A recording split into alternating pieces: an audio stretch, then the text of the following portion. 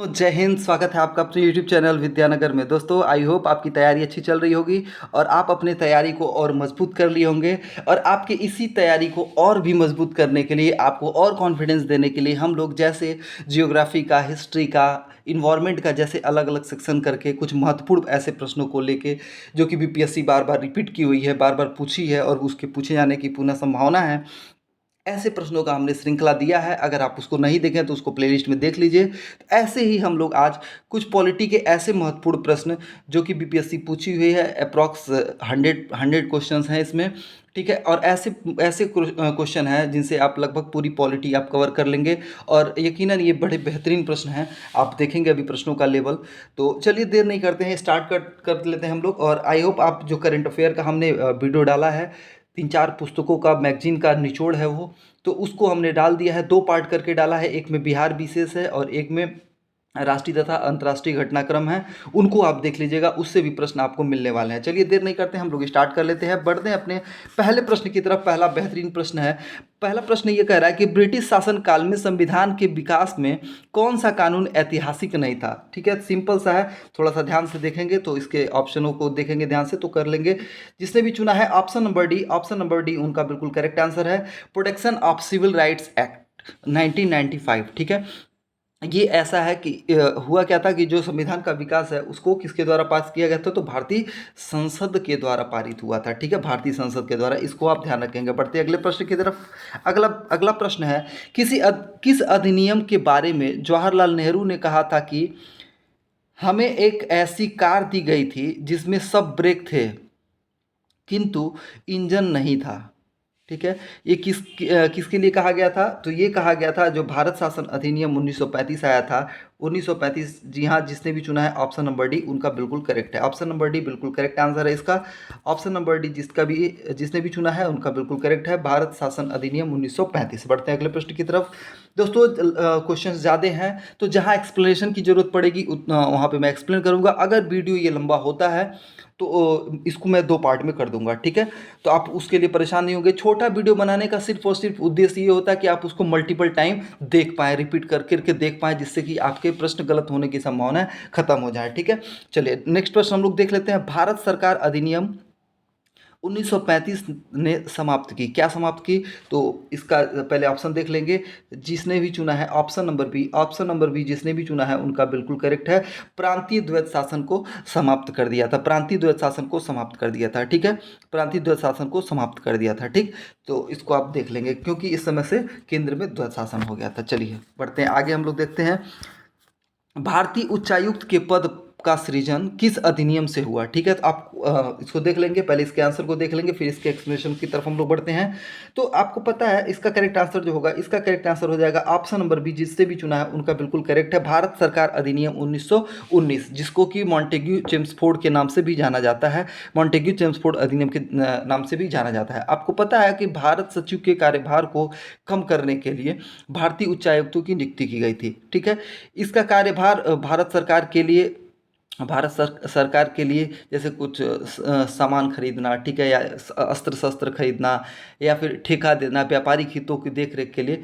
ठीक है, और भी जैसे जो विदेशों में बच्चे पढ़ रहे थे, इंग्लैंड में जो बच्चे पढ़ रहे थे उनकी देखरेख करना, तो इसी के लिए ये बहुत सारा इनका कार्यभार बहुत ज़्यादा हो गया था, तो उसी को कम करने के लिए भारत सरकार अधिनियम 1919 में ये कहा गया था। ठीक है, तो इसका सृजन किया था। ठीक है, चलिए हम लोग बढ़ते हैं अगले प्रश्न की तरफ। थोड़ा कॉन्सेप्ट बेस्ड क्वेश्चन है और आप देख रहे हैं 63rd बीपीएससी में पूछा हुआ है, तो बहुत महत्वपूर्ण बन जाता है आपके लिए। 1919 में जब मॉन्टेग्यू चेम्सफोर्ड अधिनियम पास हुआ था तब इंग्लैंड के प्रधानमंत्री कौन थे, ऐसे प्रश्न देखने को मिलते हैं। ठीक है, इसका करेक्ट आंसर हो जाएगा Lord George, option number A इसका करेक्ट आंसर हो जाएगा, लॉर्ड जॉर्ज। ठीक है, अगर हम लोग इनके टाइम पीरियड को देखें बहुत ज़्यादा जरूरी नहीं है, लेकिन मैं आपको बता दूं 1916 से लेके 1922 तक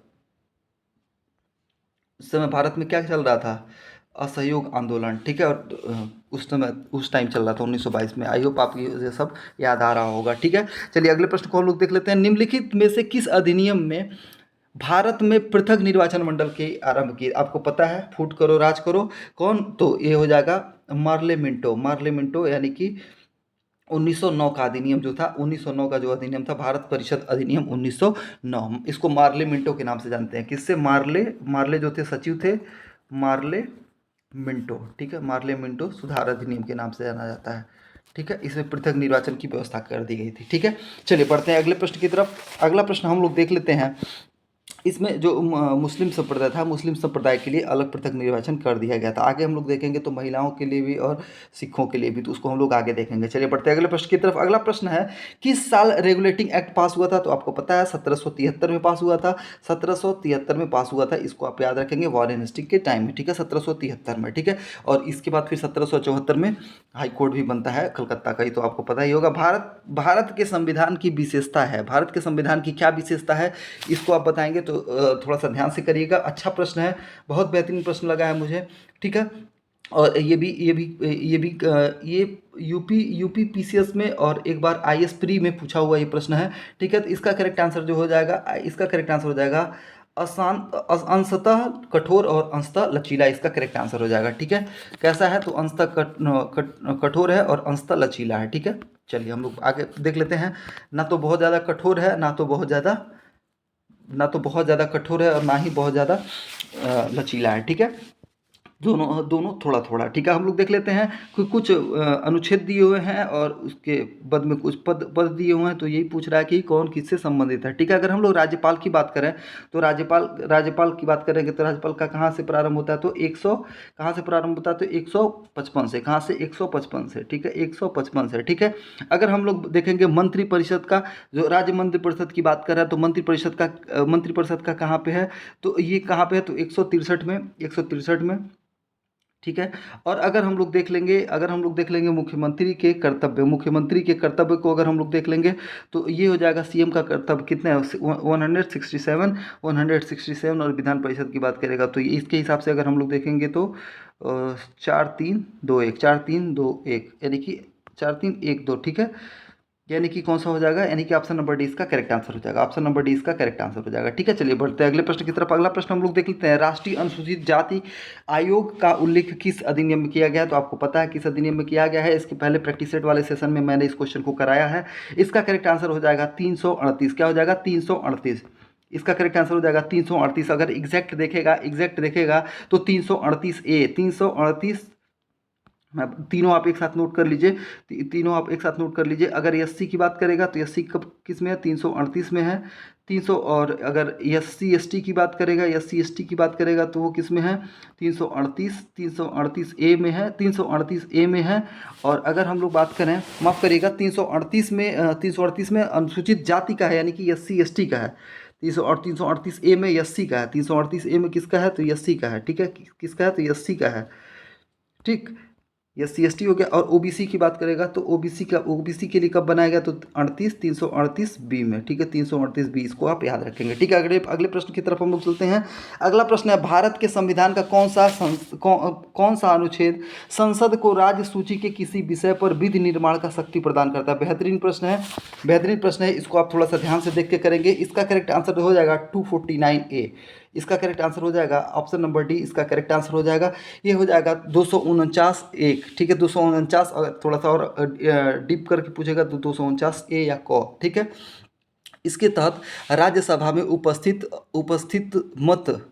मत देने वाले सदस्यों में से कम 2 तिहाई सदस्य द्वारा समर्थित संकल्प द्वारा घोषित किया जाता है। ठीक है, घोषित किया जाता है। इसको बहुत ज़्यादा डिटेल बताने की जरूरत नहीं, बस आप अनुच्छेद याद रखेंगे। बढ़ते हैं अगले प्रश्न की तरफ। अगला प्रश्न है, भारत में निर्वाचन आयोग के कितने सदस्य हैं?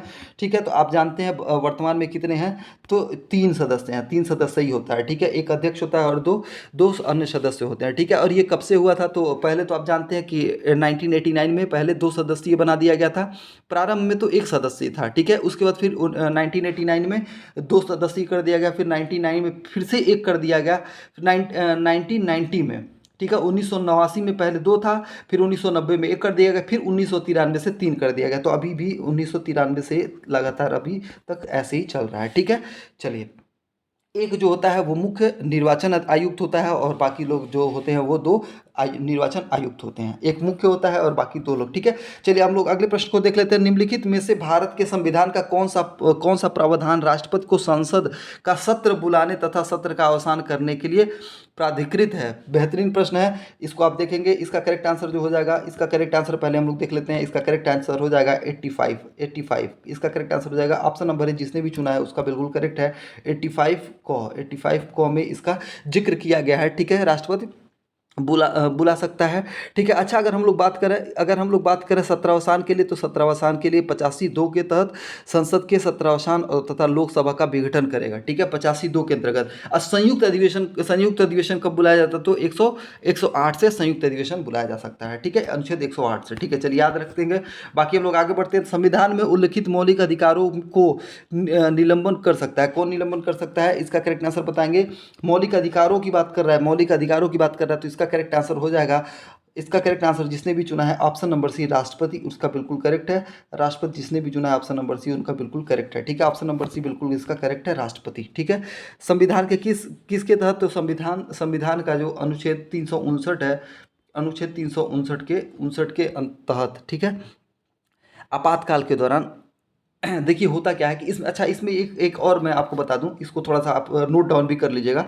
इसमें क्या होता है ना, इसमें जब आपातकाल का टाइम होता है, यानी कि जब 359 की बात कर रहा है अनुच्छेद के तहत, ये कहा गया है कि जब इमरजेंसी लगी होती है तो इमरजेंसी में दो दो दो अनुच्छेद ऐसे हैं, उनको छोड़ के बाकी सब जो है मौलिक अधिकारों को निलंबित किया जा सकता है। कभी कभी ये प्रश्न पूछ लेता है कि कौन से वो 2 हैं जो नहीं निलंबित होते हैं। कौन ऐसे 2 आर्टिकल हैं जो निलंबित नहीं होते हैं? तो 20 और 21 ये दोनों आप याद रखेंगे। अनुच्छेद 20 और अनुच्छेद 21, ठीक है। अनुच्छेद 20 और अनुच्छेद 21, ठीक है। हम लोग अगर देखें तो संविधान संशोधन जो 44वां हुआ था 1978 में, उस समय राष्ट्रीय आपात के दौरान निलंबन करने की जो ये प्रक्रिया थी, ठीक है। तो ये कहा गया संविधान संशोधन 44वें के अनुसार कि 2 मौलिक कर्तव्य ऐसे हैं जिनको आपातकाल के दौरान छोड़ के बाकी सारे को रद्द किया जा सकता है। तो कौन कौन से हैं? 20 और 21। इसको आप याद रखेंगे, बहुत महत्वपूर्ण है। ये प्रश्न पूछता है कि संविधान संशोधन के द्वारा कहा गया था, तो 44वें संविधान संशोधन 1978 में ये कहा गया था, ठीक है। इसको आप याद रखेंगे, बहुत बेहतरीन प्रश्न है, इससे प्रश्न जरूर बनेंगे। मौलिक अधिकार से तो प्रश्न रहने ही रहने हैं। भारतीय संविधान के अंतर्गत कितने प्रकार के आपातकाल का उल्लेख किया गया है? तो आपको पता है, अनुच्छेद 352 से लेकर 360 तक आपातकाल के बारे में घोषणा किया गया है। और अगर हम लोग किस भाग में किया गया है, तो भाग 18 में, ठीक है। इसका करेक्ट आंसर पहले देख लेते हैं हम लोग। इसका करेक्ट आंसर हो जाएगा ऑप्शन नंबर सी, ठीक है, 3। और भाग की बात करेगा, किस भाग में है, तो भाग 18 में। भाग 18 में और कौन कौन से हैं? देखिए 3 हैं, 352 से लेकर 360 तक हैं। 352 में क्या है? तो 352 में इसको कहा गया है आंतरिक अशांति के तौर पे, ठीक है। ठीक है, इस सशस्त्र भी, इसको राष्ट्रीय आपात कहा जाता है। क्या कहा जाता है? राष्ट्रीय आपात। क्या कहा गया? राष्ट्रीय आपात, ठीक है, राष्ट्रीय आपात। अगर हम लोग बात करेंगे 352 356 की बात करें, 4 का गैप कर लीजिएगा। 352 356 की बात करें तो 356 में क्या, इसमें राष्ट्रपति शासन लागू होता है। 356 के तहत राष्ट्रपति शासन लागू होता है। और वित्तीय आपात की बात करेगा तो 360 है। वित्तीय आपात कौन सा है? 360 है, ठीक है। तो ये तीनों का प्रबंध है, ठीक है। ये राष्ट्रपति शासन हो गया 356, राष्ट्रीय आपात हो गया 352 और वित्तीय आपात हो गया 360, ठीक है। 360 56 में कर दिया हूँ, इसको 360 कर लीजिएगा, 360, ठीक है।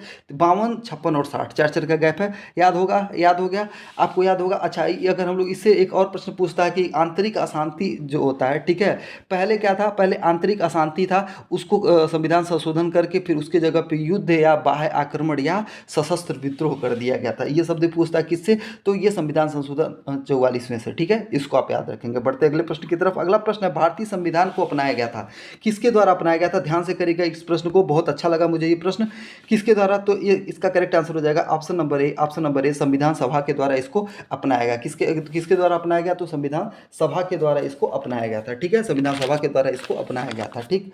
चलिए, और अगर हम लोग बात करेंगे तो संविधान सभा के द्वारा अपनाया गया था। अगर 11वें इसका जो लास्ट अधिवेशन हुआ था वो 11वां जो हुआ था, 11 हुआ तो 12वां हुआ था, लेकिन 11वें अधिवेशन की बात करेगा तो 26 नवंबर 1949 को इसको अपनाया गया था, ठीक है। इसको आप याद रखेंगे। कब? तो 26 नवंबर 1949 को। और पूर्णतः अगर देखा जाएगा तो तो 26 जनवरी 1950 को। ठीक है, चलिए आगे बढ़ते हैं हम लोग। अगला प्रश्न देख लेते हैं। भारतीय संविधान के किस भाग में पंचायतों का वर्णन है? बहुत बेहतरीन प्रश्न है, बेहतरीन प्रश्न है, ध्यान से करिएगा। कई बार हमने इस प्रश्न को कराया है और आप इसका करेक्ट आंसर जान भी रहे होंगे। इसका करेक्ट आंसर हो जाएगा, माफ करिएगा, इसका करेक्ट आंसर हो जाएगा, इसका करेक्ट अगर आंसर हम लोग देखेंगे तो इसका करेक्ट आंसर हो जाएगा ऑप्शन नंबर बी, 9। थोड़ा सा इसमें आप ध्यान देंगे, ठीक है, इसमें आप थोड़ा सा ध्यान देंगे, ठीक है।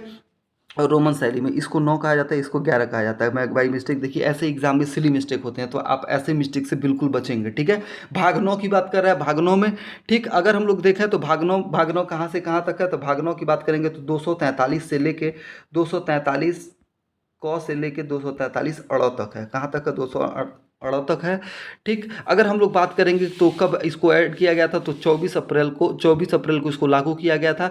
73वें संविधान संशोधन 1992-93 के द्वारा इसको स्थापित किया गया था, ठीक है। चलिए हम लोग अगला प्रश्न देख लेते हैं। पंचायती राज हो गया, ठीक है। अगर आज चलिए आगे हम लोग आगे डिस्कस करेंगे जो मैं भी बोलना चाह रहा था आगे, शायद उससे संबंधित प्रश्न भी होंगे इसमें। भारतीय संविधान की 12वीं अनुसूची में उल्लिखित नगरीय निकायों के निर्दिष्ट में विषयों की संख्या है। बहुत बेहतरीन है। नगरीय निकाय से पूछेगा तो नगरीय निकाय से कितने हैं, तो नगरीय निकाय से कुल कितने हैं, तो 19 हैं। और ऐसे अगर हम लोग देखेंगे तो नगरीय निकाय से कितने हैं, 18 हैं, और उसमें 29 हैं। 18 विषय इसमें हैं नगरीय निकाय से, और उसमें 29 विषय हैं, ठीक है। ये याद रखेंगे, बहुत बढ़िया प्रश्न है। ये प्रश्न मैंने कराया भी था आपको, प्रैक्टिस सेट वाले सेशन में देखे होंगे। संविधान के किस अनुच्छेद के अंतर्गत भारत में निर्वाचन आयोग का गठन किया गया था? किसके अंतर्गत किया गया था निर्वाचन आयोग का गठन? तो इसको अब हम लोग देखेंगे तो इसका करेक्ट आंसर हो जाएगा। पहले तो ये बताइए कि निर्वाचन आयोग किस भाग में है, निर्वाचन आयोग किस भाग में है? तो हम लोग भाग की बात करेंगे तो किस भाग में है, तो भाग 15 में है। किस में है? भाग 15 में है, भाग 15 में है। और अगर हम लोग देखेंगे भाग 15 कहाँ से कहाँ तक है, तो 324 से लेके 329 तक है, 329 अनुच्छेद तक वर्णित है, ठीक है। अगर हम लोग बात करेंगे, चलिए 324 से लेके 329 तक, ठीक। चलिए आगे बढ़ते हैं हम लोग अगले प्रश्न की तरफ। अगला प्रश्न है, मौलिक कर्तव्यों का अवहेलना करने वालों के लिए क्या होगा? देखिए ध्यान से, ऐसे प्रश्न तो आपको निश्चित रूप से देखने को मिलेंगे। मौलिक कर्तव्यों की अवहेलना करने वालों के लिए संविधान में किस प्रकार की व्यवस्था की गई है, इसकी बात कर रहा है, ठीक है। तो इसमें जो इसका करेक्ट आंसर हो जाएगा वो हो जाएगा दंड देने की व्यवस्था नहीं है, ठीक है। इसका जो उल्लंघन करेगा उसको दंड देने की, या अवहेलना करेगा उसको दंड देने की व्यवस्था नहीं है, ठीक है। अगर हम लोग बात करें मौलिक कर्तव्य की, तो मौलिक कर्तव्य कहाँ से लिया गया, तो सोवियत संघ रूस से लिया गया है। और अगर हम लोग कहाँ से लिया गया है, तो रूस से लिया गया है, रूस से लिया गया है। और इसको कब जोड़ा गया, तो स्वर्ण सिंह समिति के बाद इसको कब जोड़ा गया, तो इसको 42वें संविधान संशोधन के द्वारा इसको जोड़ा गया। 42वें संविधान संशोधन, कुल कितने मौलिक कर्तव्य हैं, तो 11 मौलिक कर्तव्य हैं। प्रारंभ में 10 थे, लेकिन जब 86वां संविधान संशोधन होता है तो उसमें इसको 11वां जोड़ा जाता है, ठीक है। 86वां संविधान संशोधन तो सन 2000 में हुआ था, तो उसमें शिक्षा देने को भी मौलिक कर्तव्य में शामिल कर दिया गया था, ठीक है। इसको मौलिक कर्तव्य में शामिल करने की बात कही गई थी, ठीक है। इसका करेक्ट आंसर देख लिया आप, ठीक है। कहाँ से लिया गया, सोवियत संघ से लिया गया है, ठीक है। 42वें संविधान संशोधन द्वारा इसको ऐड किया गया, और 86वें संविधान संशोधन के द्वारा इसमें 11 मौलिक कर्तव्य वर्तमान में है, ठीक है। इसको हम लोग देख लेते हैं, आगे बढ़ते हैं अगले प्रश्न की तरफ। अगला बेहतरीन प्रश्न है, भारतीय संविधान में अंतर्राष्ट्रीय शांति एवं सुरक्षा का उल्लेख किया गया है। किसमें किया गया है, अभी हम लोगों ने देखा किसमें उल्लेख किया गया है। इसका करेक्ट आंसर बताएंगे। इसका करेक्ट आंसर हो जाएगा डीपीएसपी की बात कर रहा है। किसकी बात कर रहा है, डीपीएसपी की बात कर रहा है, यानी कि अनुच्छेद 51 की बात कर रहा है, अनुच्छेद 51 की बात कर रहा है, ठीक है। अंतर्राष्ट्रीय शांति एवं सुरक्षा, ठीक है। ये बहुत महत्वपूर्ण है, इसको आप याद रखेंगे। और इसका जो ये महत्वपूर्ण इसमें ये नहीं है, महत्वपूर्ण इसमें है यह कि किस आर्टिकल में है, तो 51 में है। किस में है, 51 में है, इसको आप याद रखेंगे। और 51 कौ में क्या है, 51 कौ में मौलिक कर्तव्य है, इसको भी आप याद रखेंगे, ठीक है। 51 कौ में। और अगर अंतर्राष्ट्रीय शांति एवं सुरक्षा की बात करेगा तो किस में है, तो अनुच्छेद 51 में है, ठीक है। चलिए बढ़ते हैं अगले प्रश्न की तरफ। अगला देख लेते हैं हम लोग। निम्नलिखित में से किस एक अधिनियम के द्वारा भारतीयों में संघीय न्यायालय की स्थापना की गई थी, ठीक है। भारत में संघीय न्यायालय की स्थापना कर दी गई थी, स्थापना की गई थी, ठीक है। किस अधिनियम के द्वारा भारत में संघीय न्यायालय की स्थापना की गई थी, इसका ध्यान से देखेंगे तो इसका करेक्ट आंसर जो हो जाएगा, इसका करेक्ट आंसर हो जाएगा भारत सरकार अधिनियम 1935 को। और अगर पूछ ले कि कब कब कब हुआ था, एग्जैक्ट कब हुआ था, तो एग्जैक्ट आप बताएंगे 1937 में हुआ था। कब हुआ था, 1937 को, ठीक है, 1937 को, ठीक। इसको ध्यान से करेंगे, कब, 1 अक्टूबर 1970। 1937 को, ठीक है। भारत भारत में राष्ट्रीय पंचायत दिवस कब मनाया जाता है? बहुत बेहतरीन प्रश्न है। कब मनाया जाता है, क्यों मनाया जाता है, दोनों आप बताएंगे। इसका करेक्ट आंसर जो हो जाएगा ऑप्शन नंबर डी, जिसने भी चुना पंचायती राज दिवस। प्रैक्टिस सेट वाले सेशन में भी मैं इस प्रश्न को कराया हूँ और आपको मैं बताया था उस समय कि 73वें संविधान संशोधन जो हुआ था बलवंत राय मेहता के कहने पे इसको पंचायत त्रिस्तरीय पंचायती राज की बात की गई है। और 24 अप्रैल को ही क्यों मनाया जाता है? तो 24 अप्रैल को ये लागू हो गया था, ये लागू हो गया था, ठीक है। और अगर हम लोग बात करेंगे पहला पहला कौन सा जिला होता है, तो नागौर होता है राजस्थान का, वहाँ पे लागू होता है, लेकिन ये 1956 में ही लागू हो गया होता है, ठीक है। 73वां संविधान संशोधन बलवंत राय मेहता, ये दोनों नाम आप याद रखेंगे, ठीक है। चलिए हम लोग बढ़ते हैं अगले प्रश्न की तरफ। 8वीं अनुसूची में कितनी भाषाओं का उल्लेख किया गया? वर्तमान में पूछ रहा है कितनी भाषाओं का उल्लेख किया गया, ध्यान से आप एग्जाम में करिएगा। वर्तमान में पूछेगा तो वर्तमान में कुल कितने हैं, तो 22 भाषाएं हैं, 22 भाषाएं हैं। और जब प्रारंभ में पूछेगा जिस समय संविधान बन के तैयार हुआ था उसमें कितने थे, तो 14 थे। फिर 15वां जोड़ा गया। 15वां कौन सा जोड़ा गया, तो 15वां सिंधी जोड़ा गया। संविधान संशोधन 21 से क्या जोड़ा गया, 21 से सिंधी जोड़ा गया, ठीक है, सिंधी जोड़ा गया।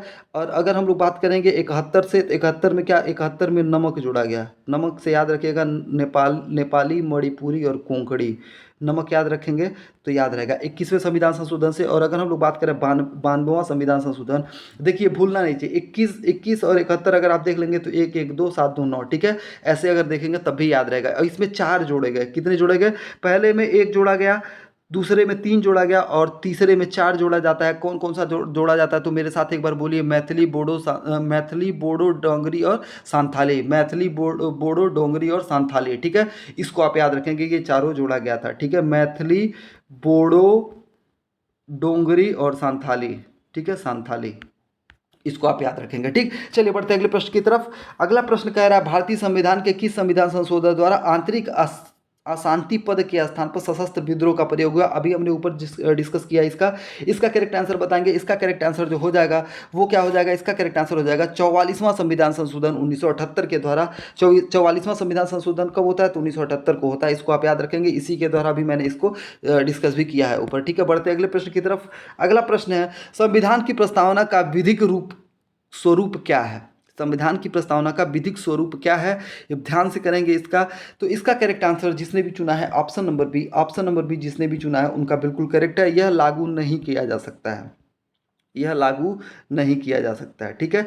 यानी कि इसका जो करेक्ट आंसर हो जाएगा वो हो जाएगा ऑप्शन नंबर बी, इसका करेक्ट आंसर हो जाएगा ऑप्शन नंबर बी, ठीक है। ऑप्शन नंबर बी बिल्कुल करेक्ट आंसर हो जाएगा, ठीक है।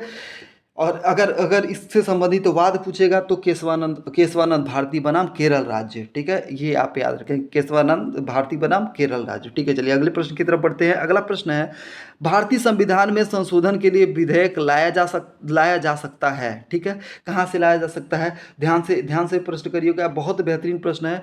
या तो लोकसभा में या तो राज्यसभा में, इसका करेक्ट आंसर क्या हो जाएगा, ऑप्शन नंबर बी जिसने भी चुना उनका बिल्कुल करेक्ट है। या तो लोकसभा में या तो राज्यसभा में। अगर हम लोग अनुच्छेद की बात करते हैं तो आप ध्यान से समझिएगा। पहली बात तो संविधान संशोधन कहाँ से लिया गया है, संविधान संशोधन 368 में है, और संविधान संशोधन 368 में है। और अगर हम लोग देखेंगे संविधान संशोधन कहाँ से लिया गया, तो कहाँ से लिया गया संविधान संशोधन दक्षिण अफ्रीका से लिया गया है, ठीक है। और इसमें 368(2) के तहत संविधान संशोधन हेतु विधेयक संसद के दोनों सदनों में से किसी एक में पारित तो हो सकता है, या तो लोकसभा या तो राज्यसभा में प्रस्तुत होगा, ठीक है। इसको आप ध्यान देखेंगे। चलिए अगले प्रश्न की तरफ चलते हैं। अगला प्रश्न है बहुत बेहतरीन प्रश्न है, इसको भी ध्यान से करेंगे, ठीक है।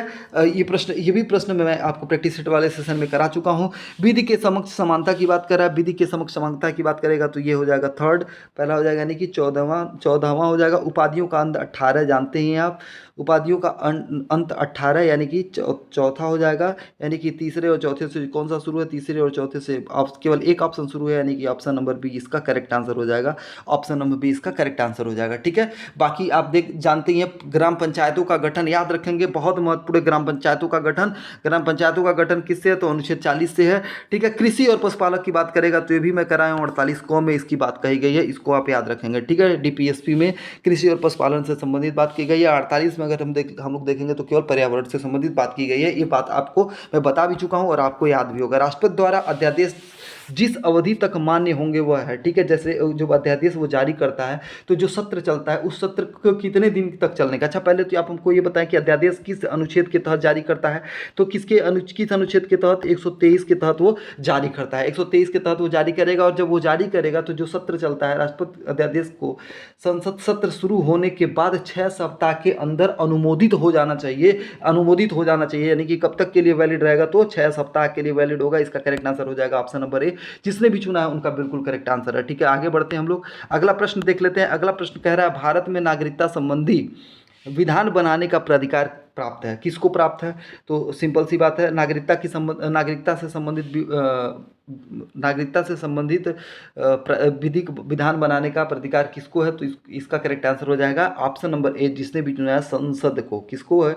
तो संसद को। इसका करेक्ट आंसर हो जाएगा संसद को, ठीक है। अगर हम लोग देखेंगे तो किस अनुच्छेद की बात कर रहा है, तो ये भी बहुत महत्वपूर्ण है अनुच्छेद, इसको भी याद रखिएगा आप, इसको भी याद रखिएगा, क्योंकि एक बार इसको मैं इसी सेम प्रश्न को मैं पीसीएस प्री में देख चुका हूँ। इसका करेक्ट आंसर हो जाएगा अनुच्छेद जो 11 है ना, अनुच्छेद 11 में ये जिक्र किया गया है। क्या जिक्र किया गया? तो अनुच्छेद 11 के तहत संसद नागरिकता के अधिकार का विधि द्वारा विनियम कर सकता है, ठीक है। इसको आप देखेंगे, ठीक। चलिए अगले प्रश्न की तरफ बढ़ते हैं हम लोग। अगला प्रश्न है, किस संविधान संशोधन द्वारा एनसीआर क्षेत्र की बात कर रहा है कि दिल्ली को एनसीआर क्षेत्र का दर्जा दिया गया था, एनसीआर का दर्जा दिया गया था। तो 69वें संविधान संशोधन के द्वारा, 69 संविधान संशोधन के द्वारा किया गया था। 69वां संविधान संशोधन कब होता है? तो 1991 में होता है, और आपको 1991 में होता है।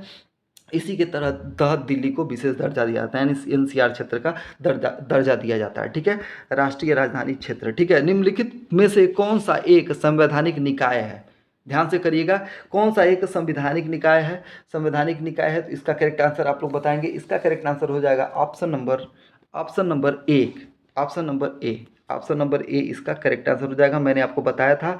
और किस अनुच्छेद में है, जरा आप हमको ये बताएं, तो ये किस अनुच्छेद में है? तो ये 238 में है। किस में है? 238 में है। किस में है? 338 में है। किस में है? 338 में है। 338 में है, ठीक। इसको हम लोगों ने अभी देखा भी था, 338 में है ये। और अगर हम लोग देखेंगे तो 338 को की अगर हम लोग बात करें, 338 ए में क्या है? 338 ए में क्या है? 338 ए में जो है वो किसके लिए है? तो वो 338 ए अनुसूचित जाति के लिए है, और जनजाति के 338 होगा, और ओबीसी के लिए 338 बी होगा या ख होगा, ठीक है। इसको आप याद रखेंगे, ठीक है। अभी शायद हम लोग इस प्रश्न का डिस्कस भी किए हैं। बढ़ते हैं अगले प्रश्न की तरफ। अगला प्रश्न हम लोग देख लेते हैं, बेहतरीन प्रश्न है। वाक्यांश विधि द्वारा स्थापित प्रक्रिया भारतीय संविधान के किस अनुच्छेद में निहित है?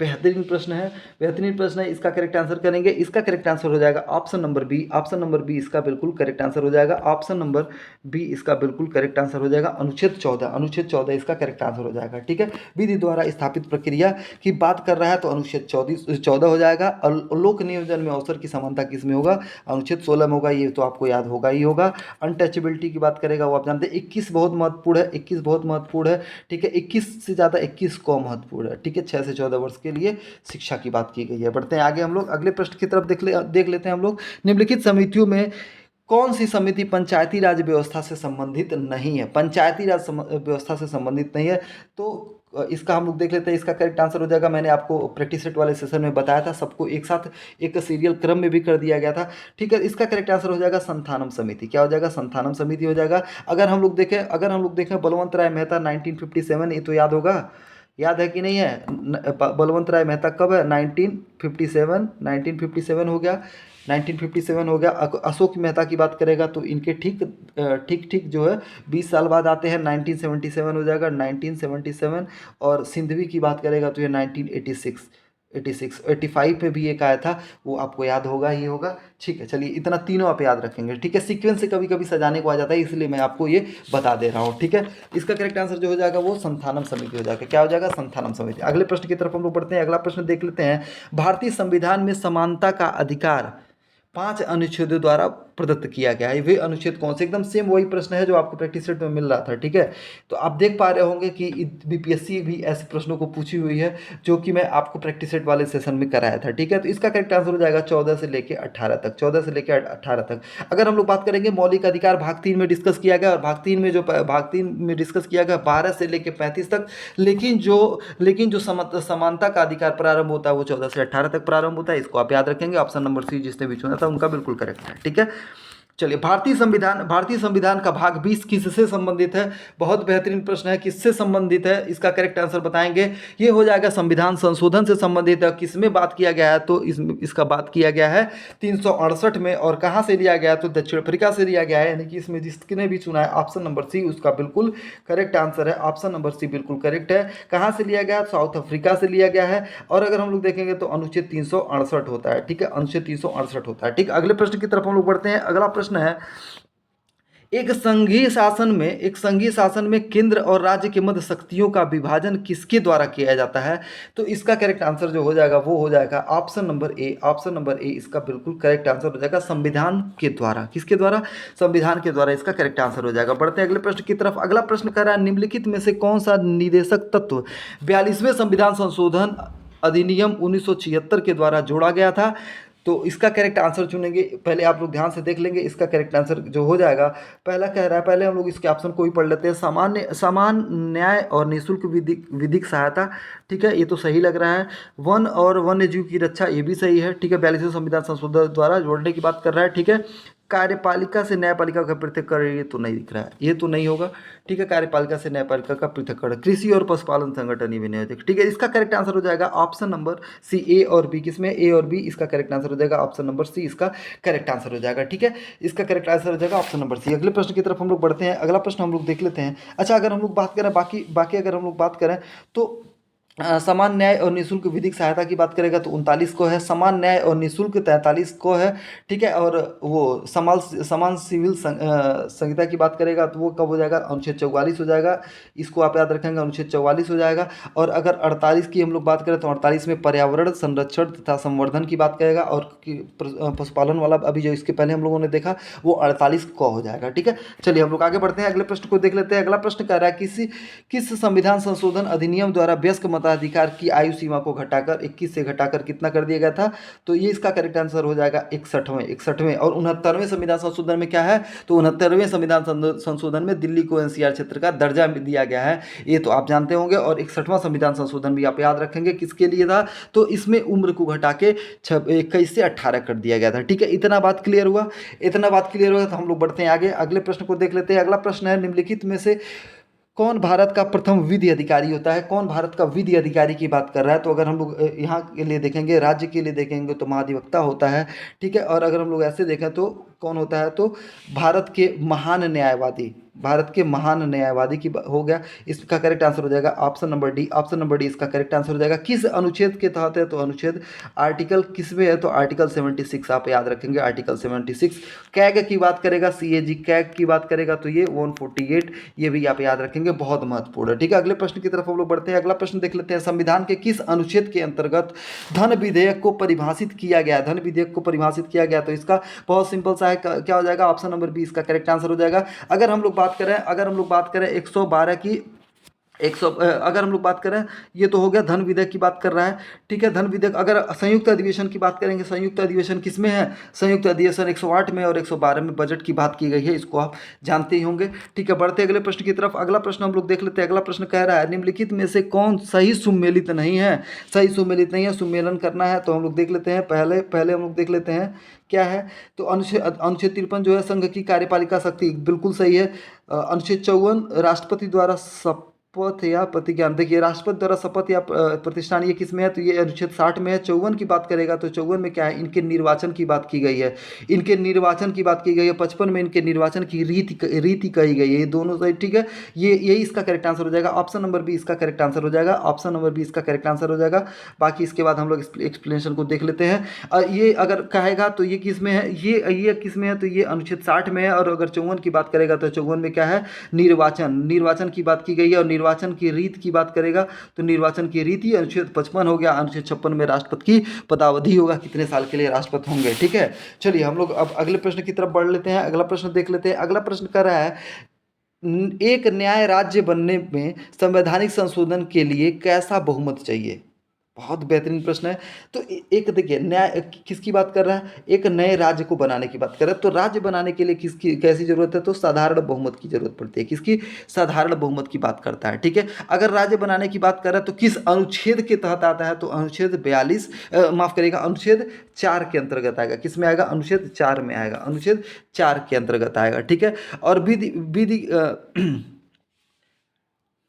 चलिए अगर हम लोग आगे बढ़ते हैं, इतना क्लियर हो गया।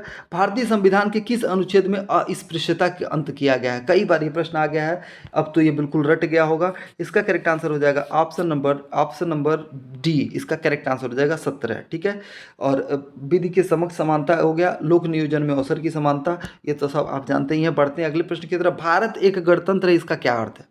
इसका क्या अर्थ है कि भारत एक गणतंत्र है। ऐसे प्रश्न आपको मज़ेदार ऐसे प्रश्न आपको मिलने वाले हैं। इसका मतलब यह है कि यहाँ पे वंशानुगत शासन नहीं है। इसका करेक्ट आंसर क्या हो जाएगा, ऑप्शन नंबर डी, इसका बिल्कुल करेक्ट आंसर हो जाएगा।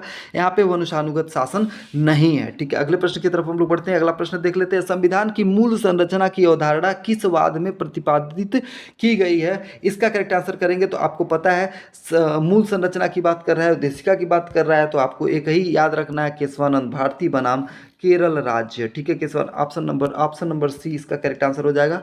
ऑप्शन नंबर सी इसका बिल्कुल करेक्ट आंसर हो जाएगा। ठीक है, ऑप्शन नंबर सी इसका करेक्ट आंसर हो जाएगा। अगले प्रश्न की तरफ बढ़ते हैं।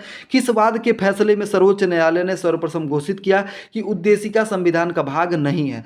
उद्देशिका संविधान का भाग नहीं है, तो इसका करेक्ट आंसर जो हो जाएगा वो हो जाएगा वेरुबारी। क्या हो जाएगा, वेरुबारी, इसका करेक्ट आंसर हो जाएगा वेरुबारी। ठीक है, हम लोग थोड़ा सा तेज चल लेंगे तो हम लोग का ये कवर भी हो जाएगा। तो मैं ये सोच रहा हूँ कि एक ही वीडियो में इसको समाप्त कर दिया जाए। सिक्किम को एक नया राज्य बनाया गया है, तो किसके तहत कौन सा राज्य बना है, तो ये 36वें संविधान संशोधन के द्वारा। 56 में गोवा। ठीक है, 36वें में कौन है, तो सिक्किम है, और 56 में गोवा है। इसको भी आप याद रखेंगे। ठीक है, 36-56 ऐसे याद रखेंगे। ठीक, बढ़ते हैं अगले प्रश्न की तरफ। अगला प्रश्न हम लोग देख लेते हैं। अगला प्रश्न कह रहा है, मूल अधिकार को प्रवर्तित करने के लिए रिट जारी कर सकता है। कौन जारी कर सकता है, तो उच्च न्यायालय, उच्चतम न्यायालय यानी कि सुप्रीम कोर्ट तय कर सकता है। किस अनुच्छेद के तहत, 32 के तहत जारी कर सकता है। किसके तहत, इसको मैंने बताया था, उच्चतम न्यायालय और उच्च न्यायालय दोनों हो जाएगा। ऑप्शन नंबर डी इसका करेक्ट आंसर हो जाएगा। अगर पूछेगा उच्चतम न्यायालय किस अनुच्छेद के तहत, 32 के तहत उच्च न्यायालय की बात करेगा, तो ये उच्च न्यायालय की अगर बात करेगा तो इसका क्या हो जाएगा, उच्च न्यायालय 226 226 ठीक है, 226 हो जाएगा। ठीक है, चलिए अगले प्रश्न की तरफ हम लोग बढ़ते हैं। अगला प्रश्न है बेहतरीन प्रश्न, पंचायती राज संविधान के किस सूची के अंतर्गत आता है। किस सूची के अंतर्गत, पहले तो ये अनुसूची किस में आएगा, तो ये किस में आएगा, तो ये सातवें में आएगा। किस में आएगा, सातवें में आएगा। ठीक है, और ये उसमें से किस सूची का विषय है, तो ये राज्य सूची का विषय है। किस सूची का विषय है, तो ये राज्य सूची का विषय है। अगले प्रश्न की तरफ हम लोग बढ़ते हैं। अगला प्रश्न देख लेते हैं। भारत के संविधान के किस अनुच्छेद के अनुसार राज्य के राज्यपाल द्वारा मुख्यमंत्री को नियुक्त किया जाता है, तो इसका करेक्ट आंसर जो हो जाएगा, इसका करेक्ट आंसर हो जाएगा ऑप्शन नंबर बी, इसका करेक्ट आंसर हो जाएगा 164 के अंतर्गत। ठीक है, 164 इसका करेक्ट आंसर हो जाएगा। ठीक है, अगले प्रश्न की तरफ हम लोग बढ़ते हैं। केंद्र व राज्य के मध्य संबंध किस अनुसूची में है, ये ध्यान से देखिएगा, भाग नहीं पूछ रहा है, किस अनुसूची में है। ठीक है, अनुसूची, तो इसका करेक्ट आंसर जो हो जाएगा वो हो जाएगा ऑप्शन नंबर ए, इसका करेक्ट आंसर हो जाएगा 7वीं अनुसूची। इसका करेक्ट आंसर क्या हो जाएगा, 7वीं अनुसूची। अनुसूची पूछ रहा है। ठीक है, भाग पूछेगा तो कमेंट करके बताइएगा। ठीक है, कमेंट करके बताइएगा। ठीक है, किसी भी राज्य का विधान परिषद किसके द्वारा बनाई गई या बनाई जा सकती है या समाप्त की जा सकती है। किसी भी विधान परिषद की बात कर रहा है तो ये किससे हो जाएगा, तो ये संबंधित विधानसभा की सिफारिश पर राज्यपाल के द्वारा। ठीक है, पूरा नहीं दिया है, संबंधित विधानसभा की सिफारिश पर संसद के द्वारा, यानी कि इसका ऑप्शन नंबर डी हम लोग इसका करेक्ट आंसर करेंगे। क्या करेंगे, करेक्ट आंसर करेंगे। ठीक है, चलिए, इसमें राज्यपाल की भी स्वीकृति हो सकती है। ठीक है, चलिए अगले प्रश्न की तरफ बढ़ते हैं। अगला प्रश्न है, भारत का कार्यपालिका अध्यक्ष कौन होता है? भारत के कार्यपालिका का अध्यक्ष कौन होता है? तो इसका करेक्ट आंसर हो जाएगा कार्यपालिका का अध्यक्ष कौन होता है? अध्यक्ष की बात कर रहा है तो इसका करेक्ट आंसर हो जाएगा ऑप्शन नंबर ए, जिसने भी चुना है राष्ट्रपति, उनका बिल्कुल करेक्ट है, राष्ट्रपति इसका करेक्ट आंसर हो जाएगा। और किस आर्टिकल के तहत? तो अनुच्छेद 53 के तहत। बहुत जरूरी नहीं है, बस इतना ही जानिए। ठीक है, और संघ की समस्त शक्तियां, जो 53 में क्या कहा गया? 53 में ये कहा गया कि भारत के लिए एक राष्ट्रपति होगा। ये किस में कह दिया गया? 52 में कहा गया। 53 में ये कहा गया कि इन्हीं जो मतलब क्या कहते हैं, संघ की जो समस्त शक्ति होती है, ठीक है, वो इसमें निहित होगी तो वो राष्ट्रपति में निहित होगी। ठीक है, संघ की समस्त शक्ति किस में निहित होगी? राष्ट्रपति में निहित होगी, और राष्ट्रपति में निहित होगी तो वो वही अध्यक्ष होता है कार्यपालिका का। ठीक है, चलिए अगले प्रश्न की तरफ हम लोग बढ़ते हैं। और मुखिया उसका कौन हो जाएगा? तो कौन हो जाएगा मुखिया? तो पीएम हो जाएगा उसका मुखिया। ठीक है, चलिए भारतीय संविधान में कितने मौलिक कर्तव्यों का उल्लेख किया गया है? कितने मौलिक कर्तव्य है? अभी मैंने आपको बताया प्रारंभ में 10 थे, 11वां जोड़ा गया 86वें संविधान संशोधन से, इसको आप याद रखेंगे। तो वर्तमान में पूछ रहा है कितने हैं, तो इसका करेक्ट आंसर हो जाएगा ऑप्शन नंबर बी, इसका करेक्ट आंसर हो जाएगा। प्रारंभ में कितने थे? तो प्रारंभ में 10 थे। 11वां कब जोड़ा गया? तो 11वां 86वें संविधान संशोधन, 86वें कॉन्स्टिट्यूशनल अमेंडमेंट सन 2002 को जोड़ा गया 11वां। और किससे संबंधित है? तो ये शिक्षा से संबंधित है। ठीक है, शिक्षा से संबंधित है। बढ़ते अगले प्रश्न की तरफ। 86वां संविधान संशोधन टोटली शिक्षा से संबंधित है, ये आप याद रखेंगे। भारत में उच्चतम न्यायालय का उद्घाटन किस तिथि को हुआ था? उच्चतम हाई कोर्ट, ये हाई कोर्ट की बात नहीं कर रहा है, सुप्रीम कोर्ट की। पहला हाई कोर्ट कब बना था? 74 में, 1774 में। ठीक है, एलिजा इम्पे। चलिए वो सब आप जानते हैं, बहुत ज़्यादा उसके डीप में नहीं जाएंगे। इसका करेक्ट आंसर जो हो जाएगा वो हो जाएगा 28 जनवरी 1950। इसको ध्यान से देखेंगे, इसका करेक्ट आंसर हो जाएगा 28 जनवरी 1950। चलिए अगले प्रश्न की तरफ हम लोग बढ़ते हैं। थोड़ा सा तेज चलेंगे तो हम लोग एक ही वीडियो में पूरे क्वेश्चन को कवर कर लेंगे। अगला प्रश्न कर रहा है, निम्नलिखित में से कौन सही सुमेलित नहीं है? अनुच्छेद 148, भारत का नियंत्रक एवं महालेखा परीक्षक, मैंने बताया। सीएजी का किस में है? ठीक, उसके बाद फिर पूछ रहा है कौन सुमेलित नहीं है। पहले तो आप क्वेश्चन को ध्यान से देखिए, कौन सुमेलित नहीं है, नहीं है ये कह रहा है। ठीक है, ये तो सुमेलित है। 280 वित्त आयोग मैंने आपको बताया था। 324 संघ लोक सेवा आयोग, ये तो गलत हो गया। 324 नहीं, बल्कि कितने किस में है? 324 में नहीं है, ये किस में है? ये हो जाएगा आपका, ये 324 में तो निर्वाचन आयोग है। 324 में निर्वाचन आ गया, 324 से लेकर 329 तक। ठीक है, अगर हम लोग देखेंगे 168 लोकसभा का गठन, ये देखिए 168 में राज्यों में विधानमंडल के गठन से संबंधित है। ठीक है, तो इसमें तो ऑप्शन नंबर ई होना चाहिए भाई, इसमें ऑप्शन नंबर ई होना चाहिए, इसमें ऑप्शन नंबर ई होना चाहिए। इसका करेक्ट आंसर जो है, ये पूरा क्वेश्चन नहीं लिया गया है, ये पूरा क्वेश्चन रहा होता तो शायद इसको हो जाता। इसमें मुझे दो गलतियां दिख रही हैं। एक तो ये 24 में सुमेलित नहीं है, तो पहले तो ये भी सुमेलित नहीं है। 168 की बात कर रहा है लोकसभा का गठन, और लोकसभा का गठन किस में बताया था मैं? सरला याद है? सरला 79, 80 और 81 की बात कर रहा है, 81 में होना चाहिए। ये राज्यों के संबंधित विधानमंडल के गठन से संबंधित होता है, तो ये भी गलत है, यानी इसमें एक से अधिक हो जाएगा। इसका ऑप्शन नंबर ई करेक्ट हो जाएगा, इसका ऑप्शन नंबर ई बिल्कुल करेक्ट आंसर हो जाएगा। ठीक है, एक से अधिक, बाकी ये दोनों बिल्कुल करेक्टली मैच है। ठीक है, 148 कैग की बात कर रहा है, भारत का महालेखा परीक्षक की बात कर रहा है, 280 वित्त आयोग से संबंधित बात कर रहा है। ठीक है, और 267 और 66 और 67 याद होगा, संचित निधि और आकस्मिक निधि। ठीक है, ये तो दोनों याद ही होगा, नहीं याद है तो याद कर लीजिए। 266 संचित निधि 267 और आकस्मिक निधि 266। ठीक है, ये याद रख लीजिएगा। बंदी प्रत्यक्षीकरण की बात कर रहा है, बंदी प्रत्यक्षीकरण की बात कर रहा है, तो ये बंदी प्रत्यक्षीकरण हमारे शरीर से होता है। ठीक है, हाँ, इसको हम लोग मिला लें, एक सेकंड, इसको हम लोग अच्छे से मिला लें। पूरा प्रश्न देखे हैं, पहले तो हम लोग देख लेते हैं पूरा प्रश्न। हाँ, पूरा प्रश्न है। इसका करेक्ट आंसर, इसका करेक्ट हम लोग करेंगे, क्या हो जाएगा, क्या कह रहा है? बंदी प्रत्यक्षीकरण किससे संबंधित है? तो ये हमारे शरीर से होना चाहिए। ठीक है, हमारे शरीर से होना चाहिए, यानी कि ये हो गया फोर्थ। परमादेश की बात कर रहा है, देखिए बहुत बेहतरीन है परमादेश। ठीक है, हम आदेश देते हैं। ठीक है, हम आदेश देते हैं, यानी कि फोर्थ और थर्ड से कौन सा शुरू है? फोर्थ और थर्ड से दो स्टार्ट है। ठीक है, फोर्थ और थर्ड से दो स्टार्ट है, लास्ट का दो चेंज है। तो अधिकार परीक्षा किस में है? अधिकार परीक्षा किस में है? तो अधिकार परीक्षा की अगर बात करेगा, किस अधिकार से, यानी कि दो। 4 और थर्ड से शुरू होगा और लास्ट में जिसके दो होगा वही इसका करेक्ट आंसर हो जाएगा। ऑप्शन नंबर डी इसका करेक्ट आंसर होगा। ऐसे जब आप करेंगे ना कूट वाले प्रश्न को, बिल्कुल भी गलत नहीं होगा। ठीक है, अगर उसमें आपको एक दो नहीं याद भी होगा तब भी आपका काम चल जाएगा। ठीक है, बढ़ते अगले प्रश्न की तरफ। अगला प्रश्न हम लोग देख लेते हैं, संघीय व्यवस्था में किस संस्था को संविधान का संतुलन चक्र माना जाता है? बहुत लाजवाब प्रश्न। संघीय व्यवस्था में किस संस्था को संविधान का संतुलन चक्र माना जाता है? किसको माना जाता है? तो भारत की जो न्यायपालिका है ना, उसको माना जाता है। किसको माना जाता है? ऑप्शन नंबर सी इसका करेक्ट आंसर हो जाएगा, न्यायपालिका को। न्यायपालिका को, ठीक है, संतुलन चक्र, बहुत महत्वपूर्ण प्रश्न है, बहुत ही महत्वपूर्ण प्रश्न है मेरे हिसाब से, तो ये मोस्ट इंपॉर्टेंट प्रश्न है। चलिए बढ़ते अगले प्रश्न की तरफ। अगला प्रश्न है, भारत में मृत्यु दंड प्राप्त अधिकारी को क्षमादान करने का अधिकार निहित है। क्षमादान किसमें है? क्षमादान राष्ट्रपति करता है। किससे? अनुच्छेद 72 के तहत। अनुच्छेद 72 के तहत। इसका करेक्ट आंसर क्या हो जाएगा? अनुच्छेद 72 और अनुच्छेद 61 में क्या है? तो क्या है? तो महाभियोग है। 61 में महाभियोग है और 72 में क्षमादान है। 72 में अनुच्छेद 72 याद रखेंगे। 72 में क्या है? तो 72 में क्षमादान कौन कर सकता है? तो राष्ट्रपति कर सकता है, अनुच्छेद 72 के तहत, ठीक है। चलिए अगले प्रश्न की तरफ हम लोग चलते हैं। राज्य विधान परिषद की संरचना संबंधित प्रावधान भारतीय संविधान के किस अनुच्छेद, भारतीय संविधान के किस अनुच्छेद में रखा गया है? बहुत बेहतरीन प्रश्न। इसका करेक्ट आंसर करेंगे। इसका करेक्ट आंसर हो जाएगा ऑप्शन नंबर बी 171। इसका करेक्ट आंसर क्या हो जाएगा? ऑप्शन नंबर बी 171 इसका करेक्ट आंसर हो जाएगा, ठीक है। चलिए अगले प्रश्न की तरफ हम लोग बढ़ते हैं। अगला प्रश्न हम लोग देखते हैं, थोड़ा सा तेजी से चलेंगे, निश्चित रूप से एक ही वीडियो में कवर हो जाने वाला है। भारतीय संविधान की 10वीं दल बदल से है, इसको हम लोगों ने देखा है, थोड़ा सा फास्ट चलेंगे। 10वीं किससे संबंधित है? तो ये दल बदल से संबंधित है। दल बदल से संबंधित है, ये तो याद होगा आपको। और दल बदल किस अनुसूची में जोड़ा गया, ये आप हमको बताएंगे। किस अनुसूची में जोड़ा गया? तो अनुसूची 10 में। अनुसूची 10 कब जोड़ा गया? तो ये 52वें संविधान संशोधन से, 52वें कॉन्स्टिट्यूशनल अमेंडमेंट से जोड़ा गया था। आपको याद होगा 4 जोड़े गए थे। प्रारंभ में 8 अनुसूचियां थी, बाद में फिर 9वां जोड़ा गया। पहले संविधान संशोधन से 52वें से जोड़ा गया 10वां, और 73-74 में जो क्या, 73 और 74 में क्या जोड़ा गया? 12वां, 11वां और 12वां, ठीक है। चलिए 29 विषय हैं 11वें में और 18 विषय हैं इसमें, ठीक है, ये तो याद होगा। चलिए आगे बढ़ते हैं हम लोग अगले प्रश्न की तरफ। अगला प्रश्न देख लेते हैं। भारत के उपराष्ट्रपति का कार्यकाल होता है, भाई भारत के उपराष्ट्रपति का कार्यकाल कितना होता है? सिंपल सा प्रश्न है, कितना हो जाएगा? ऑप्शन नंबर ए इसका करेक्ट आंसर हो जाएगा। बढ़ते अगले प्रश्न की तरफ। भारतीय संसद निर्मित होती है, किससे निर्मित होती है भारतीय संसद? तो इसका करेक्ट आंसर हो जाएगा राष्ट्रपति, राज्यसभा एवं लोकसभा से संसद बनता है। किससे बनता है? राष्ट्रपति भी होना चाहिए, लोकसभा भी होना चाहिए और राज्यसभा, ये तीनों मिला के फिर संसद का निर्माण होता है। कि संसद के कितने अंग हो गए? 3।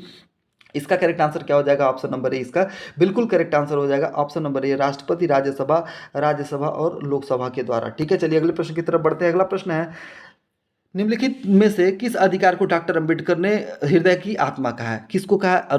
किसको कहा? तो आर्टिकल 32 को संविधान का आत्मा कहा है, ठीक है, संविधान का आत्मा। और वैसे किसको कहा जाता है? तो प्रस्तावना को कहा जाता है। इसमें कंफ्यूज नहीं होंगे। संवैधानिक उपचारों का अधिकार जो है अनुच्छेद 32 कहता है संवैधानिक उपचारों का अधिकार, और इसका करेक्ट आंसर जो हो जाएगा ऑप्शन नंबर सी इसका करेक्ट आंसर हो जाएगा। आर्टिकल किस में है? तो 32 में है। किसने कहा था? डॉक्टर भीमराव अम्बेडकर ने कहा था, ठीक है। चलिए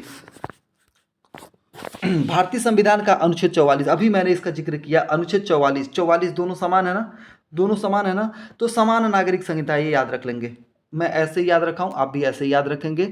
44 है, किसके लिए है? समान नागरिक संहिता। और ये किस भाग में आता है? तो भाग 4 में आता है, और डीपीएस में राज्य के नीति निर्देशक तत्वों में आता है, ठीक है। राज्य के नीति निर्देशक तत्वों में आता है, आयरलैंड से लिया गया है इसको, ये सब आप जानते हैं, ठीक। समान है, समान का मतलब 4 दोनों समान दिख रहा है ना, तो समान नागरिक संहिता। और 4 कैसे याद रखेंगे? तो नागरिक 1 2 3 और 4 है। समान तो ये भी है, 3 तो हम लोग लेंगे नहीं।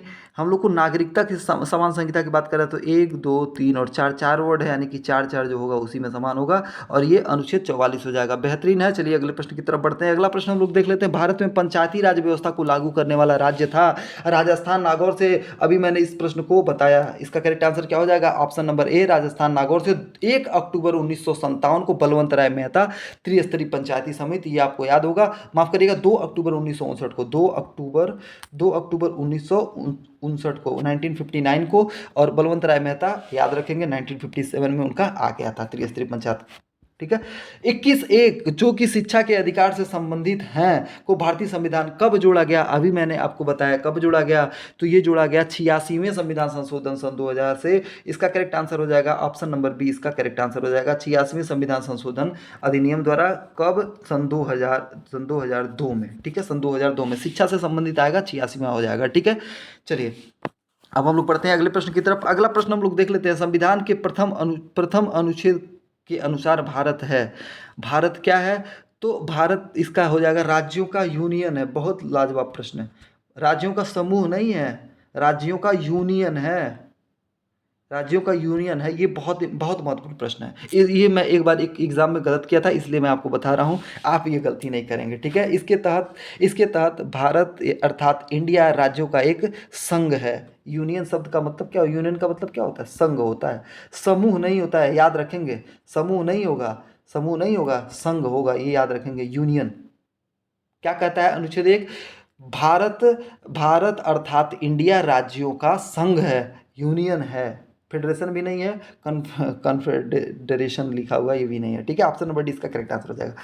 भारत में राष्ट्रपति के निर्वाचन से संबंधित विवाद को कौन सुलझाता है, निर्वाचन से संबंधित को कौन सुलझाएगा, उच्चतम न्यायालय इसका समाधान करेगा, उच्चतम न्यायालय, ठीक है। इसका करेक्ट आंसर क्या हो जाएगा, सुप्रीम कोर्ट की बात कर रहा है, option number B. Supreme court को आप कैसे भूल सकते हैं, अभी तो बीएड वालों के लिए बहुत ही बुरा खबर भी आया था। खैर छोड़िए, ये सब बातों पर नहीं चलते हैं। 356 की बात करते हैं। 356 के तहत राष्ट्रपति शासन की अधिकतम अवधि क्या हो सकती है, लाजवाब प्रश्न, क्या हो सकती है। तो अधिकतम अवधि, अधिकतम मैक्सिमम की बात कर रहा है ना, मैक्सिमम की बात कर रहे हैं तो मैक्सिमम हो जाएगा 3 ईयर, ऑप्शन नंबर सी इसका करेक्ट आंसर हो जाएगा 3 ईयर, ठीक है। बढ़ते अगले प्रश्न की तरफ। भारत के संविधान के किस भाग में केंद्र राज्य के संबंध का उल्लेख किया गया है। अगर ध्यान से इस प्रश्न को नहीं देखेंगे, ध्यान से नहीं इस प्रश्न को देखेंगे तो आप गलत कर देंगे, ठीक है। इस किस में है, तो भाग भाग 9 में, ये 9 है। केंद्र और राज्य के संबंध की बात कर रहा है ना, केंद्र और राज्य, ठीक ठीक ठीक, भाग 11 में हो जाएगा, सही है, माफ़ करिएगा, मैं थोड़ा सा दूसरे प्रश्न की तरफ चला गया। केंद्र राज्य संबंध की बात कर रहा है ना, अभी हम लोगों ने ऊपर देखा केंद्र राज्य संबंध को, ये किस में है, तो ये भाग 11 में, ठीक है, भाग 11 में, ठीक ठीक ठीक, माफ़ करिएगा। चलिए अगले प्रश्न की तरफ देखते हैं। भारतीय संविधान में पहला संविधान संशोधन कब किया गया, तो पहला आपको पता है कि, और किस राज्य से संबंधित है, जरा ये बताएं। आपको मैंने हिस्ट्री में ये प्रश्न कराया है, किस राज्य से संबंधित है, पहला संविधान संशोधन क्यों हुआ था, बिहार राज्य के कारण हुआ था। वहाँ पे वो जो नागरिक क्या था, उन्मूलन के लिए, किसके उन्मूलन के लिए, कृषि से संबंधित जो था, ठीक है, उसको आप याद रखेंगे, भूमि अधिग्रहण करके जो था उसके लिए, ठीक है। चलिए अगले प्रश्न की तरफ देखते हैं। नागरिकों के मौलिक अधिकार में कौन सा संविधान संशोधन कर सकता है, इसका करेक्ट आंसर बताएंगे। इसका करेक्ट आंसर जो हो जाएगा वो हो जाएगा संसद। क्या हो जाएगा, संसद हो जाएगा। मौलिक अधिकारों में कौन संशोधन कर सकता है, मौलिक अधिकारों की बात कर रहा है, कौन कर सकता है, तो संसद कर सकता है, ठीक है, संसद कर सकता है। वो भी कैसे, साधारण नहीं, विशेष बहुमत से, ठीक है, किस तरह से, विशेष बहुमत से, ठीक है, संशोधन कर सकता है, ठीक है, इसको आप याद रखेंगे। अगले प्रश्न की तरफ बढ़ते हैं। अगला प्रश्न है, संविधान के किस अनुच्छेद में कानून का समान संरक्षण समान संरक्षण की बात करता है, ठीक है। मेन पूछना ये चाह रहा है कि विधि के समक्ष समानता, ठीक है। तो इसका करेक्ट आंसर क्या हो जाएगा। इसका देखिए, भाषा को थोड़ा सा समझने की कोशिश करेंगे आप, तभी आप प्रश्नों को आसानी से सॉल्व कर पाएंगे, ठीक है। इसका करेक्ट आंसर हो जाएगा option number C, option number C इसका करेक्ट आंसर हो जाएगा। अब आप जब भी पॉलिटी का क्वेश्चन करेंगे, अगर किसी क्वेश्चन में कंफ्यूजन हो रहा है तो आप इंग्लिश वाले भाग को छू लेंगे, देख लेंगे, ठीक है। अगले प्रश्न की तरफ हम लोग देखते हैं। अगला प्रश्न है, भारतीय संविधान का कौन सा भाग नागरिकता के प्रावधान से संबंधित है, नागरिकता के प्रावधान से संबंधित है। भाग 2 है, भाग 2 है। पहले में क्या है, पहले में राज्यों से संबंधित है, दूसरे में क्या है, नागरिकता से, और तीसरे में मूल अधिकार से, चौथे में डीपीएसपी की बात कर रहा है, नीति निर्देशक तत्वों की बात कर रहा है, ठीक है। और भाग 2 कहाँ से लेके कहाँ तक है, तो ये भाग 2 कहाँ से लेके कहाँ तक है, अनुच्छेद 5 से लेके अनुच्छेद 11 तक है। ये कहाँ से लेके, 1 से लेके 4 तक है। भाग 3 कहाँ से, तो 12 से 35 है, और ये कहाँ से, 36 से 51 तक है, और 51 को में 4 को है, ठीक है। चलिए आगे बढ़ते हैं अगले प्रश्न की तरफ। न्यायिक पुनरावलोकन की व्यवस्था है, न्यायिक पुनरावलोकन की कहाँ से लिया गया है, न्यायिक पुनरावलोकन की जो व्यवस्था है वो कहाँ से लिया गया है, किस जगह से लिया गया, किस संविधान से लिया गया है, ये प्रश्न पूछ रहा है। इसका करेक्ट आंसर आप बताएंगे। इसका करेक्ट बहुत ध्यान से करेंगे, भारत और यूएसए दोनों हो जाएगा। देखिए एक चीज़ और मैं आपको थोड़ा सा ट्रिक के तौर पे बता दूं, अगर आप नहीं याद कर पाए होंगे तो ये थोड़ा सा आपको तुक्का लगाने में भी काम आएगा। न्यायिक पुनरावलोकन, देखिए न्याय से संबंधित जितने भी बनेंगे, ठीक है, न्यायिक पुनरावलोकन की बात करेगा, ठीक है, न्याय की बात करेगा, तो ये जो होगा वो कहाँ से लिया गया है, तो अमेरिका से लिया गया है, ठीक है। और ये भारत इसलिए कहा गया कि क्योंकि और चलिए न्याय से संबंधित होगा तो यूएसए लगाएंगे, संसद से संबंधित होगा तो आप ब्रिटेन लगाएंगे, ठीक है, इतना आप ध्यान रखेंगे, ठीक। चलिए अब हम लोग बढ़ते हैं आगे, अगले प्रश्न को देख लेते हैं। अगला प्रश्न है, अगला बेहतरीन प्रश्न देख लेते हैं हम लोग। निम्नलिखित में से किस अधिनियम में प्रांतीय विषयों को हस्तांतरित और आरक्षित विषयों को में विभाजित किया जा सकता है? ठीक है, उससे हस्तांतरित करके उसमें आरक्षित विषयों में विभाजित किया जा सकता है। तो इसका करेक्ट आंसर हो जाएगा, क्या हो जाएगा? तो इसका करेक्ट आंसर हो जाएगा मॉन्टेग्यू चेम्सफोर्ड सुधार अधिनियम 1919, इसका करेक्ट आंसर हो जाएगा। ऑप्शन नंबर सी जिसने भी चुना है उनका बिल्कुल करेक्ट आंसर है। ध्यान से इस प्रश्न को करिएगा, मोस्ट इंपॉर्टेंट प्रश्न है ये। ठीक है, अगले प्रश्न की तरफ हम लोग बढ़ते हैं। अगला प्रश्न है, संसद के दोनों सदनों की संयुक्त बैठक बैठक कौन बुला सकता है भाई? इस अच्छा, अध्यक्षता कौन करता है? अध्यक्षता कौन करता है? लोकसभा स्पीकर कौन करता है? तो इसका हो जाएगा लोकसभा का स्पीकर, अनुच्छेद 118 के तहत करता है। अनुच्छेद 118 के तहत लोकसभा का स्पीकर संयुक्त बैठक जो होगा, संयुक्त बैठक की अध्यक्षता करता है। अगर बात करें संयुक्त अधिवेशन कौन बुला सकता है, राष्ट्रपति कब बुलाता है, तो ये किस अनुच्छेद के तहत? 108 के तहत बुलाता है। इसको भी आप याद रखेंगे। ठीक है, चलिए 118 के तहत ये अध्यक्षता इसका करेंगे। और कोई भी एक और प्रश्न आता है, ये धन विधेयक है या नहीं है, इसका निर्णय कौन लेता है? इसका निर्णय लोकसभा का अध्यक्ष ही लेता है, स्पीकर ही लेता है हमेशा। ठीक है, अगले प्रश्न की तरफ देखते हैं। अगला प्रश्न है, भारत में संघ राज्य का प्रशासन होता है, इसका करेक्ट आंसर हो जाएगा, इसका करेक्ट आंसर हो जाएगा राष्ट्रपति के द्वारा। क्या हो जाएगा इसका करेक्ट आंसर? राष्ट्रपति के द्वारा, राष्ट्रपति के द्वारा। इसका करेक्ट आंसर हो जाएगा राष्ट्रपति के द्वारा। ठीक है, अनुच्छेद याद करने की जरूरत नहीं है, वैसे आप जान लें तो अनुच्छेद 239 हो जाएगा। ठीक है, चलिए अगले प्रश्न की बात करते हैं। अगला प्रश्न है, भारतीय संविधान का कौन सा संशोधन मंत्रियों की संख्या को सीमित करता है? मंत्रियों की संख्या को सीमित करता है। तो 91 जो कॉन्स्टिट्यूशनल अमेंडमेंट हुआ था 2003 के द्वारा, इसमें कहा गया था। और इसमें क्या कहा गया? तो मैक्सिमम जो है, मैक्सिमम आप 15% रख सकते हैं और मिनिमम 12% रख सकते हैं। ठीक है, और इससे संबंधित अगर हम लोग देखेंगे तो अनुच्छेद 75 है, इसको भी आप याद रखेंगे। ठीक है, मैक्सिमम कितना है? 15% तक रख सकते हैं। मैक्सिमम कितने प्रतिशत तक? तो मैक्सिमम 15% तक रख सकते हैं। इसका करेक्ट आंसर हो जाएगा ऑप्शन नंबर डी, इसका बिल्कुल करेक्ट आंसर हो जाएगा। ऑप्शन नंबर डी इसका बिल्कुल करेक्ट आंसर हो जाएगा 91। और अगर सन की बात करेगा तो ये हो जाएगा सन 2003 की बात करेगा। ठीक है, चलिए अगले प्रश्न की तरफ बढ़ते हैं। अगला प्रश्न है, भारत के उच्चतम न्यायालय में न्यायाधीशों की संख्या में वृद्धि करने की शक्ति किस में निहित होती है? ठीक है, किस में निहित होती है? तो ये संसद कर सकता है। ये कौन कर सकता है? तो ये संसद कर सकता है। इसका करेक्ट आंसर क्या हो जाएगा? ऑप्शन नंबर बी इसका करेक्ट आंसर हो जाएगा। ठीक है, संसद कर सकता है। ठीक है, चलिए अगले प्रश्न की तरफ बढ़ते हैं हम लोग। अगला प्रश्न देख लेते हैं, नीति निर्देशक तत्व दिशा निर्देश प्रदान करते हैं। नीति निर्देशक तत्व दिशा निर्देश प्रदान करते हैं, किसको करते हैं? तो ये राज्यों को करते हैं। किसको करते हैं? तो ये राज्यों को करते हैं। इसका करेक्ट आंसर क्या हो जाएगा?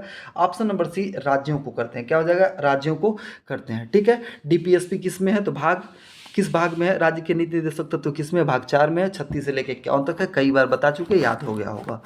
निम्नलिखित में से कौन सा एक प्रावधान मौलिक कर्तव्य से संबंधित नहीं है?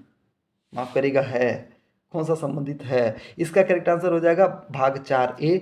और ये हो जाएगा, अनुच्छेद की बात करेंगे तो 51 क हो जाएगा, 51 क हो जाएगा। ठीक है, और भाग 4A या भाग 4 क। ठीक, इतना याद रखेंगे। और इसमें कुल कितने हैं? तो 11 हैं। पहले 10 थे, 11वां कब जोड़ा गया? 86वें संविधान संशोधन के द्वारा जोड़ा गया। ये सब बात मैं आपको बता चुका हूँ।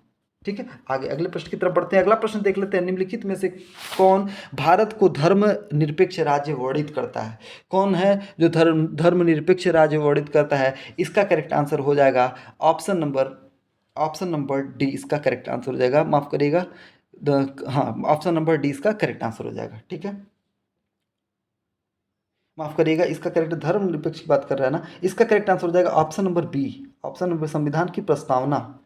मौलिक अधिकार हो ही नहीं सकता है, ये होगा नहीं, ये होगा नहीं, ये भी नहीं होगा। ठीक है, इसका करेक्ट आंसर हो जाएगा संविधान की प्रस्तावना। ठीक है, धर्मनिरपेक्ष राज्य का वर्णन कौन करता है? तो प्रस्तावना। ठीक है, राज्य के नीति तत्व में धर्म की बात कही गई नहीं है, प्रस्तावना इसका करेक्ट आंसर हो जाएगा, बिल्कुल करेक्ट आंसर हो जाएगा इसका। ठीक है, और ये इसका आपको याद ही होगा, 42वें संविधान संशोधन में धर्मनिरपेक्ष, आपको याद है ना 42वें संविधान संशोधन में क्या जोड़ा गया था?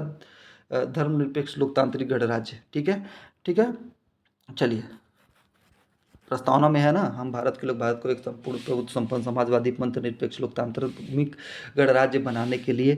ठीक है, वो ये बाकी याद है ना आपको। भारत का राष्ट्रपति अपना त्यागपत्र किसको सौंपता है?